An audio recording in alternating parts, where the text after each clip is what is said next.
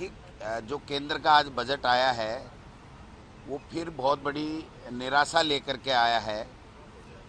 आप देख सकते हैं कि उसके लिए न किसान केंद्र बिंदु था, न उनके लिए युवाओं का रोजगार केंद्र बिंदु है, न महिला सशक्तिकरण है, न गांव है, न कर्मचारी वर्ग है।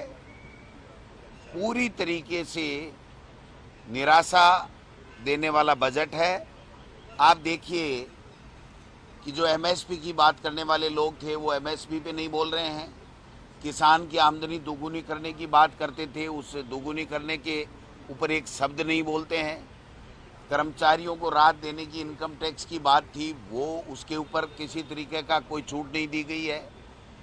उल्टा 15 लाख से ऊपर के ऊपर टैक्स जो बढ़ाने का काम किया गया है। और राजस्थान के लिए पूरी तरीके से राजस्थान तो गायब है। ये जो बजट है देश का, जो मोदी सरकार लेकर के आई है, वो केवल अपनी सरकार को बचाने का प्रयास मात्र है।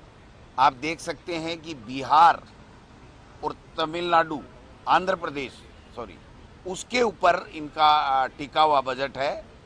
उनको अलग से पैकेज दे सकते हैं, लेकिन राजस्थान को न ईआरसीपी का पैसा मिलेगा, न किसानों के लिए एमएसपी मिलेगी, न युवाओं को कोई रोजगार का रोड मैप होगा।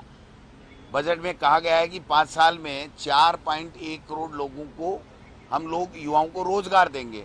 तो ये तो वही बात है, वही जुमला है जो पहले इन्होंने प्रति वर्ष 2 करोड़ लोगों को नौकरियां और रोजगार देने की बात की थी। आज 11वां साल है, कायदे से 22 करोड़ को हो जाना चाहिए था। ये अब आगे के 2047 के सपने दिखा रहे हैं। इसलिए इस बजट से राजस्थान को पूरी तरीके से निराशा हुई है। कोई किसी योजना के अंदर यहाँ पर राजस्थान में पैसा नहीं दिया गया है। इसलिए सारे के सारे जो वर्ग हैं, वो तमाम वर्ग, जो चाहे किसान हो, नौजवान हो, महिला हो, गरीब हो, पीड़ित हो, पिछड़ा हो, वो सब के सब निराशा देख रहे हैं इस बजट से। पर्यटन मंत्री बजट जारी किया गया, आंध्र प्रदेश को जो बजट दिया गया है वो केवल 15,000 करोड़ दिया गया है और यहाँ पे बिहार को दिया गया 41,000 करोड़। ये भेदभाव क्यों नजर आ रहा है? सरकार बचानी है, लेकिन सरकार बचानी है ना, वो उनका अभी पक्का भरोसा नहीं है। तो मैं कहता हूं कि ये सरकार केवल अपनी सरकार बचाने के लिए काम कर रही है, न कि देश के लिए काम कर रही है, या देश के सभी वर्गों को साथ लेकर के जो काम करना चाहिए वो काम नहीं कर रही है। और राजस्थान को तो इन्होंने पूरी तरीके से उपेक्षित किया है। मैं समझता हूं कि ये जो बदला लिया गया है कि 11 सीटें हम जो हार गए हैं, उसके कारण से हम अब राजस्थान को कुछ भी नहीं देंगे, ये इनका जो दर्द है हारने का, वो इस बजट में झलक रहा है।